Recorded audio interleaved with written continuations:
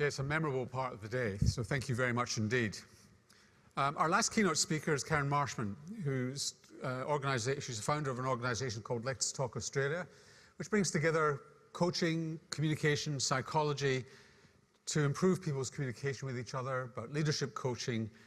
She's worked with many organisations in mental health and disability and elsewhere. Please welcome Karen Marshman.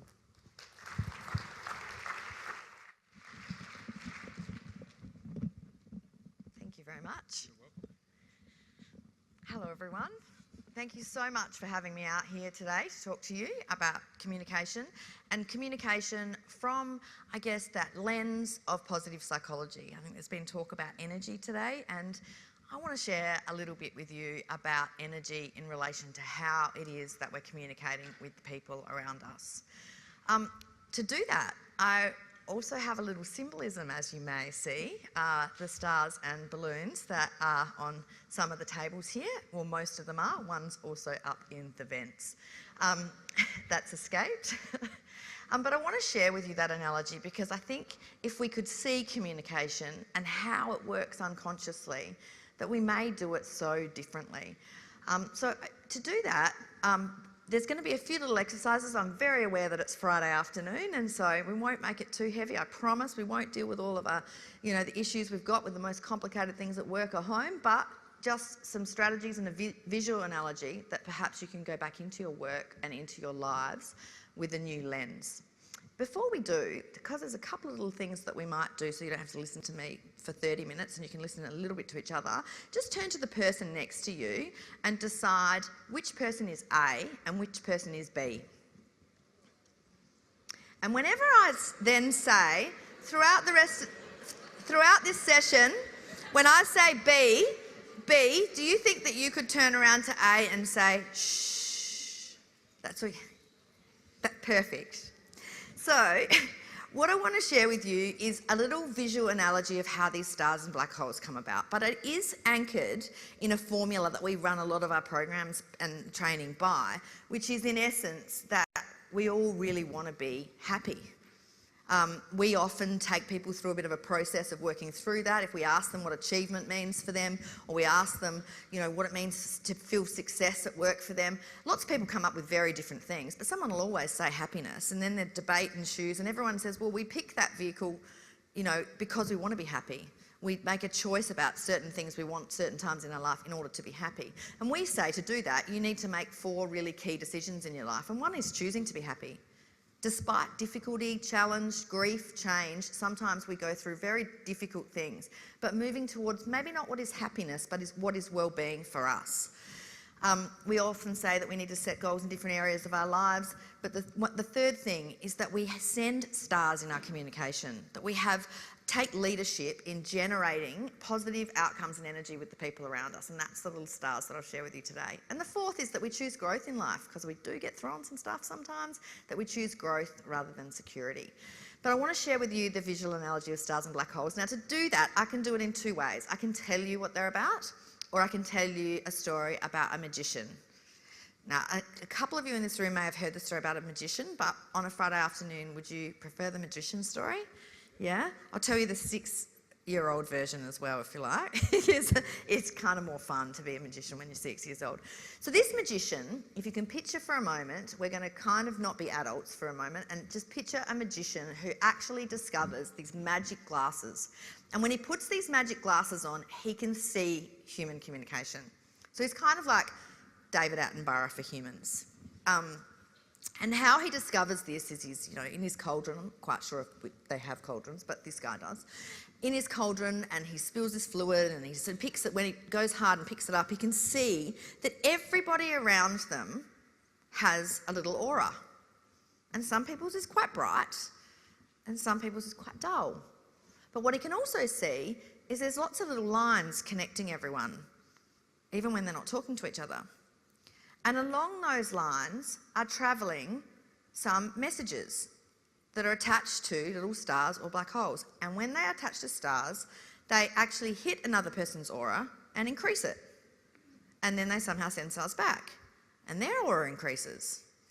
But conversely, he also sees that when people send these black holes out, it hits someone else's aura, reduces it, and they somehow send more black holes out. So he goes, this is pretty interesting concept. I'm going to take it out into the community and just, suss it out in parks and schools.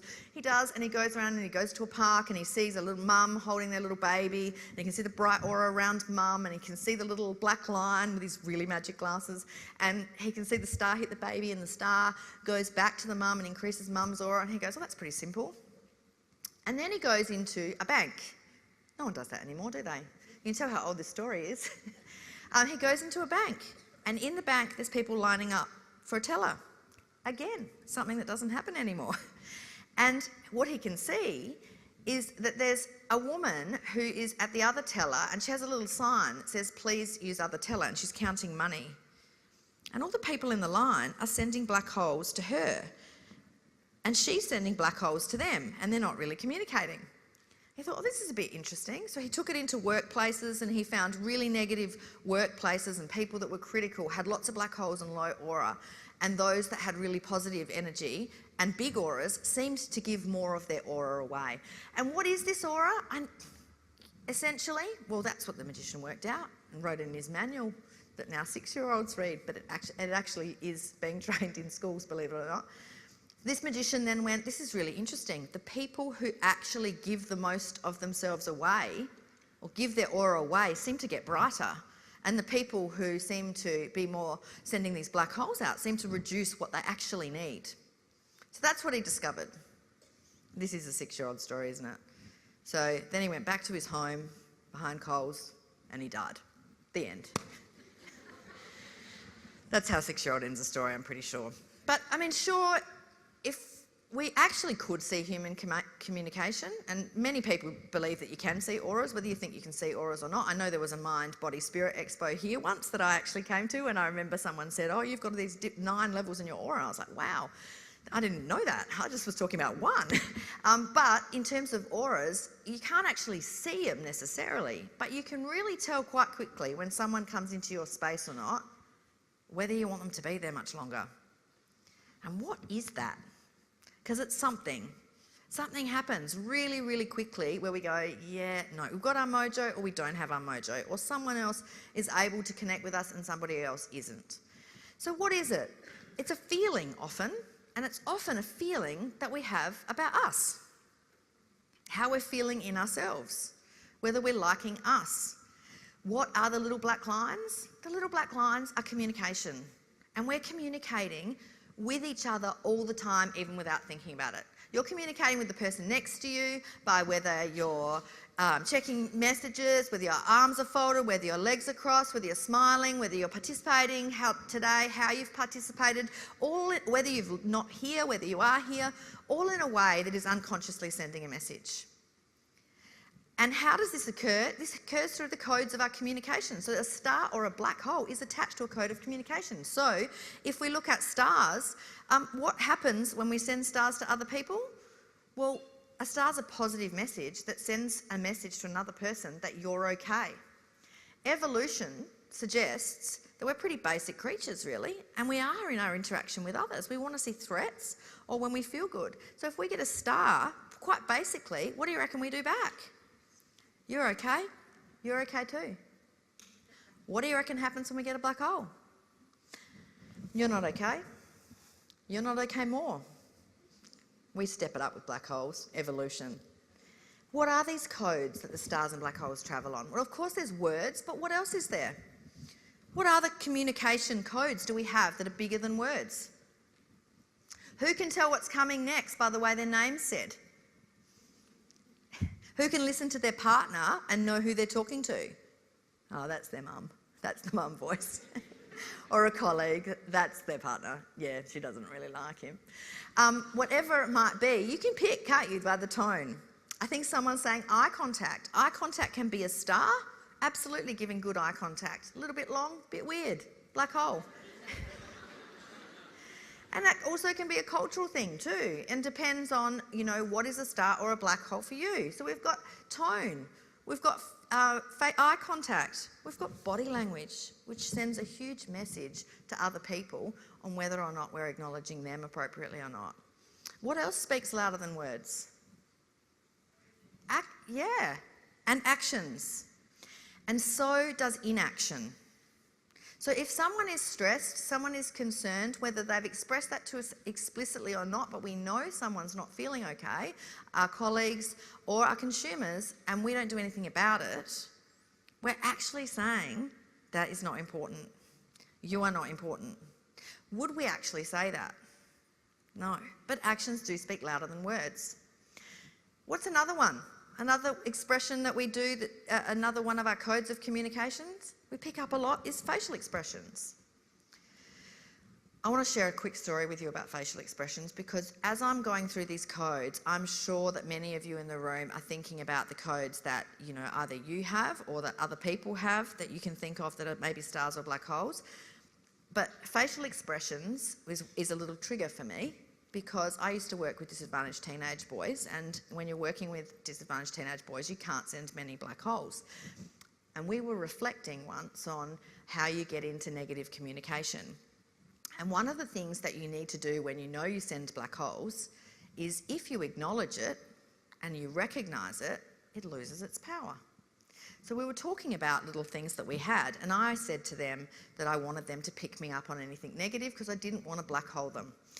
And I was reflecting with them about the relationship that I used to have with my mother. And there's a couple in this room that might relate to this story that I have shared before.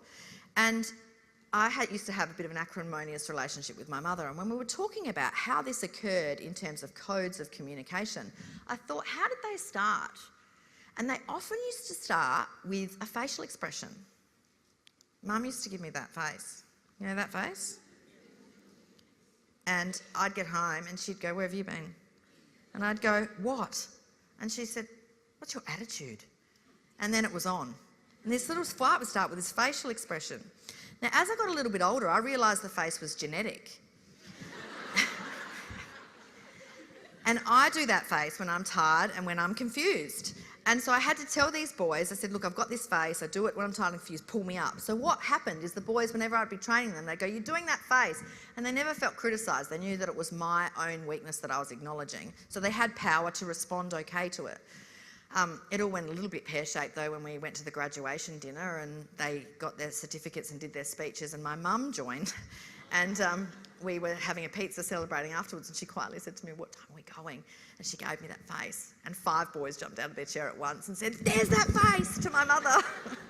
Yeah, I was not long after that moved to Melbourne. You will notice that there are little triggers that you have that can create stars or black holes for you. In all of these, when I ask workplaces, what are the biggest stars and black holes? Invariably, when we explore them, overwhelmingly they're unconscious. We don't know that we're doing them.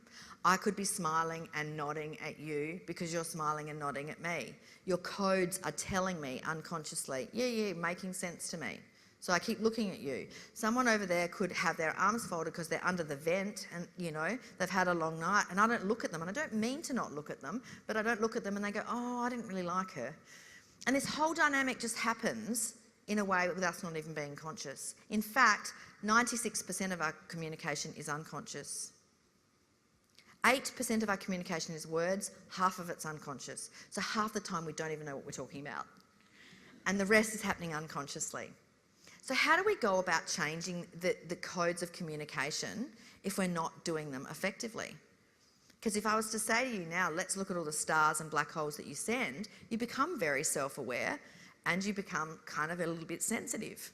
But the biggest way we can change it is actually to change our attitude. I want to introduce 2 people to you, Jack and Jill. Now I want you to picture these Jack and Jill people and see if you know any of them. Jack, he's negative, he is suspicious, he's blaming and he dislikes people, just generally. Know any Jacks? What are some of the words and phrases that you are likely to hear from a Jack? Can you picture them? You can hear it? What sort of tone would you hear from Jack? What sort of body language would you get from Jack? What would it feel like if you needed to ask Jack to do something? You can feel it, can't you? Stop for a moment and feel how it feels to deal with a Jack. We all know Jacks. We're all a bit of a Jack sometimes. And we all have this reaction when we have to deal with a Jack, so we don't really want to be one. What about Jill? She's positive, honest, open, and she likes people. What are the codes we're likely to hear from Jill? They're open. Her words are going to be positive. Her tone, can you hear her tone of what she'd be like? She's almost a bit too positive, isn't she? She's upbeat. Her body language. What's she going to be like if you asked her to do something? She's going to want to do it, isn't she? You know, how does your body feel dealing with a Jill? And it feels so much different. Now just picture for a moment that these two people are in your workplace. Who here is a bit of a Jack? Oh, honesty, I love it. Who's a bit of a Jill? Who's a bit of a Jack and a bit of a Jill? Who's married to a Jack? Who was married to a Jack? And this is not a gender thing. They do get swapped around sometimes, so I have to, they were. So let's just pretend that these two, Jack and Jill, were married, just for the sake of argument. That Jack and Jill were married. And they go home and they've just been working with us today at their workplace. And Jack goes home and he drives past the BWS and he gets a bottle of red and he goes home and pours it really fast and says to Jill, I hate work. Well, what's happened in their day? Let's just picture it. We all work in the care sector. Jack comes into work in the morning and he grunts, mumbles a few things under his breath and goes to his workstation. Do you think you would feel like, in most workplaces, asking how his weekend was? Unlikely. If there was like a new little shop that was opening up around the corner, you know, would you feel like asking him to go check it out? Probably not. You've got a good idea that it's marketing for your consumers just to teach them more about how that they can do more for their family and to engage people in more healthy behaviours. You've got this great idea. You want to run it past somebody. Would Jack be the person? Probably not. Jill, would you ask her about her weekend? She's probably already told you, hasn't she?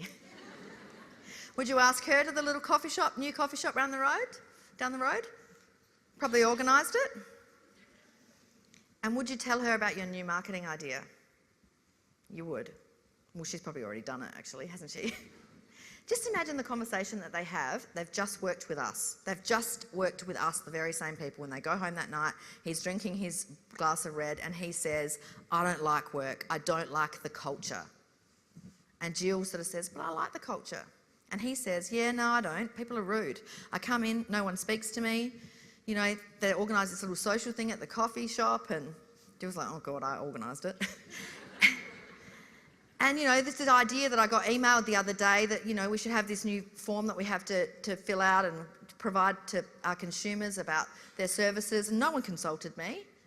And Jill said, but I think it's a great idea. It's going to make our workload less. They're talking about us, the very same people. And do you know what? They're both fundamentally right. Jack is right, and he's got evidence. He goes to work with us every single day, and he has evidence. Jill comes to work with us every single day, and she has evidence. They are creating something else entirely from us. Who are we being? What are we creating in our codes of communication? And it can be as simple as words. Every single one of the codes of communication, when we explore them with workplaces, is about acknowledgement. One of the biggest stars and black holes that came up in all of our training was greetings. How could greetings be a star and a black hole? Because often greetings are with our colleagues and we go, oh, hi, how you going? How's your weekend? That tone says, I see you every day. How are we being when we're doing these things? Who are we being when we're doing these things? Now, I'm just going to ask for a moment, how do we get these attitudes? How do we get these Jack attitudes sometimes? And we do get them. Think of 3 people in your life right now that you know you're a bit of a Jack with. Be really honest. You know you're a bit of a Jack. You know you have that tone sometimes. You know you're a bit, oh, whatever. You know you've got it. Think about that person. How are you being in your communication with that person? And what is it based on? Well, our attitudes are based on some key things. They're based on our beliefs, They're based on our expectations and our past experiences. And our prejudices feed into those beliefs. What do we think about these people?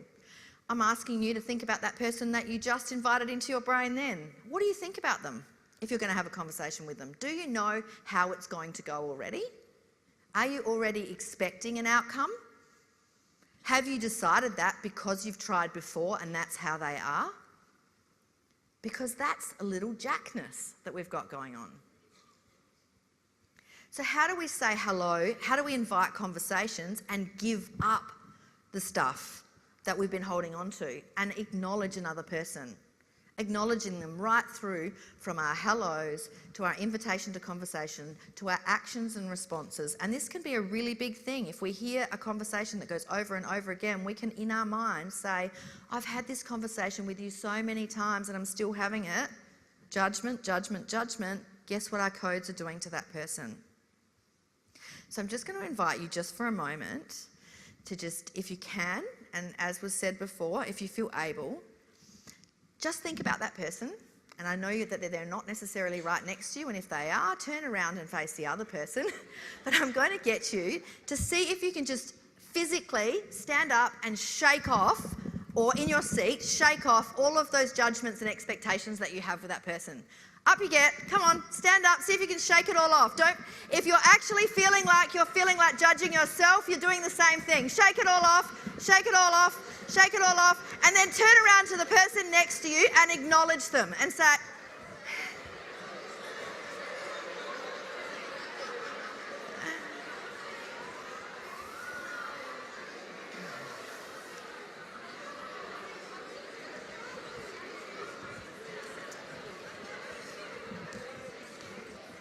B.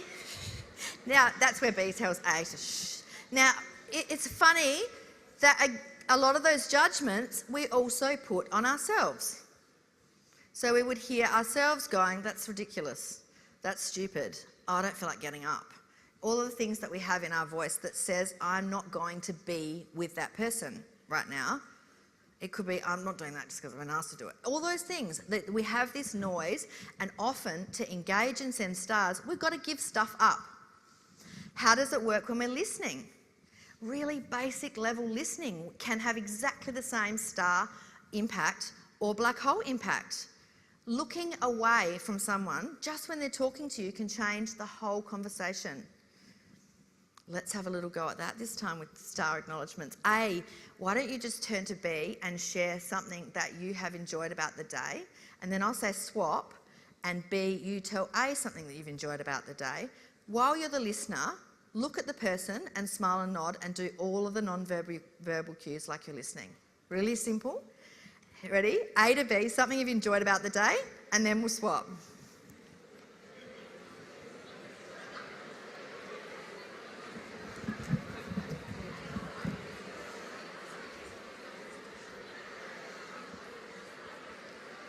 And swap. B to A.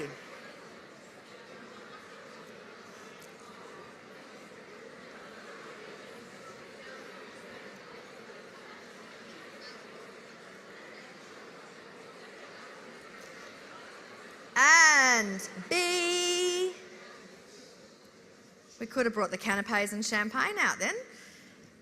Now, A to B, this time I'd like you to do the exercise a little differently. A, if you could share with B something that you enjoy about your work. And B, I just want you to do all the non-verbals like you're really not listening. And if you could do that, A to B, and then B, you are not listening. A, keep trying to share your story, and then we'll swap B to A, and A, then you're a really terrible non-verbal listener. Have a go. A to B, and go.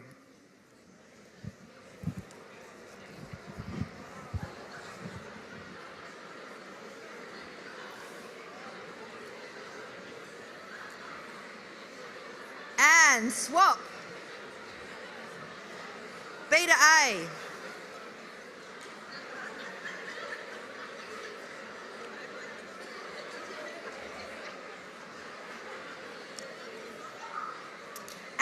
And B.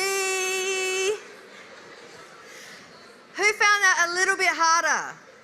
Who found it harder to go on and keep talking? Who was not listening on purpose so the person stopped talking? Oh, a bit of honesty in the room there. Who found that the more that someone ignored them, their story got bigger? Because that's a personality thing. So if you're finding yourself at work or at home and someone's following you around going, and then,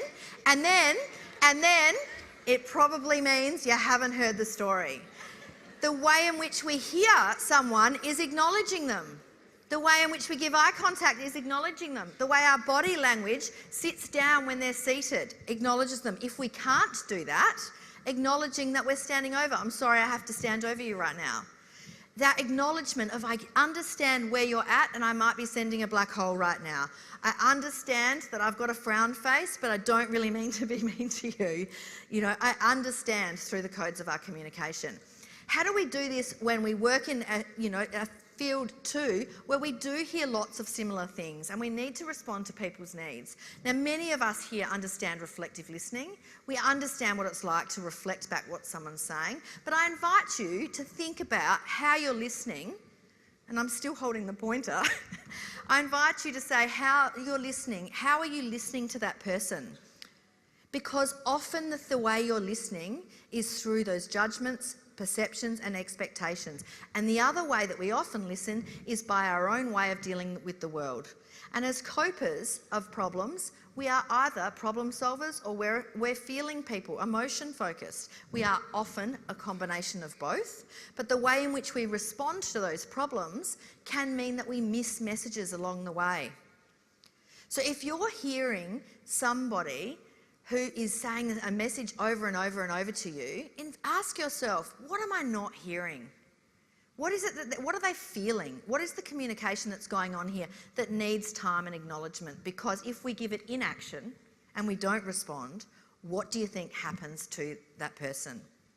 It's a black hole and the actual situation is worse. Response, even if we don't know how, is better. I often hear this in conversations and people say to me, oh, you know, there's problem solvers and they try and give me a solution and I just want to vent, and, you know, or someone who says that, oh, they're venting all the time, I just want them to problem solve. And often it's about, and we often hear this, often it's about identifying both and understanding what that person needs. And recently I was doing a training session where there was a woman in the session who said, oh, I've been having a repeated conversation all the time with my husband. He comes home every night and complains about his work, and I always say to him, you need to go and talk to them. I said, how's that working for you? She said, it's not. We have the same conversation every single night. So we asked her to say, how does it occur? She said, well, he walks in, gets a drink, stands in front of me while I'm cooking and says to me, oh, you won't believe what they've done. They've come in here, these new managers, they don't consult us, they tell us what we're doing. We've been here 15 years, we know what we're doing. And she listens to him and she turns around and she and says, well, why don't you go and speak to him? But he doesn't. So I said to her with the group around, is there anything that you could be not hearing? Is there anything else he's communicating to you? And she said, I don't know. Like, I know how I feel about it, but everyone else said, well, maybe he's feeling a bit stuck, a bit frustrated. She says, he probably is, but I'll tell you I am. So we invited her to reflect that night and come back the next day. So she came that night and she went home and her husband walked in and said, oh, you will not believe Arthur, he has absolutely trumped himself this time. Restructure, no consultation, unbelievable. Slams his drink down on the cupboard. And she thought about what we were talking about, acknowledgement. And she said, she put down her dinner and she turned to him and she said, darling, this sounds really stressful for you. And he looked at her and he went, yeah, it is. Pick the remote control up and turn the telly on. Conversation was over. And she said, I've been listening to this for 2 weeks and all I needed to do was to turn around and acknowledge that he's just feeling stressed. He doesn't want a solution. So often it is about being able to acknowledge the people around us. It's also about us being able to acknowledge our own weaknesses in our communication and reflect on that. Not everyone's a gregarious communicator. Not everyone has the words at the right time. Recognising that, sometimes even saying it if we need to, and finding ways to send stars in a different way. It could be with a follow-up call. It could be with a courtesy call. It could be by remembering a detail about someone. It could be asking that detail about someone. I acknowledge you as a human, not just a consumer. I acknowledge you as a human, not just my fellow colleague. Acknowledging our own weaknesses allows us to do that also. If you wanted to leave here today and have more stars and energy in your life, it doesn't mean we have to be perfect communicators, but we do need to have stars in the bank, and acknowledging our own black holes can really help in that process. I was thinking to myself on the way here about, for some reason it popped into my mind, in the movie, I don't know if anyone has ever seen the movie Happiness with Will Smith. And it's a beautiful movie about a guy who's struggling, has no money, is living homelessly, and then goes into this Big Four corporate, and he goes to go get the interview, and he'd just been locked up that night before for unpaid parking fines, and he's running to the interview in these clothes he's been in, his pants that he'd been in that weren't really very great at all, and he borrowed a shirt, and he's sitting around the boardroom with these people, and they said to him, what would you say to a man who walked in looking for a job with pants like that? And he said they'd be wanting to wear a really nice shirt. And I thought it summarises so much in communication, is we're not going to get it right all the time. Acknowledging it and owning it and trying really hard to send the stars where we can, checking in with how people want to be communicated with, can often be the biggest star of all. So as a little commitment to sending a few more stars in our life, let's try and arrest some of the black holes we're sending. Send less. If we don't know how to not do it, just send less, and there's more stars around. So I just invite the people who are sitting at a table right now with some stars and black holes on your table to lean under your table and feel if you can feel something sharp. I know. A pen, a paper clip. And if it's under can anyone feel under their chair? And I invite you to pull down and burst the black holes. Try and send less, but send more stars. Wear a greater shirt. Grab a pen and go burst the balloons. Yes, burst the black holes, not the stars. Yeah, there we go. Oh, yes, burst the black holes. Let's make a commitment to not acknowledging people and actually starting to acknowledge them more. Send more stars, send less black holes, and get in the ring in your communication. And I'd like to thank everybody and acknowledge you for having me here this Friday afternoon. Go forth, listen heaps and freak out your families. Thanks so much.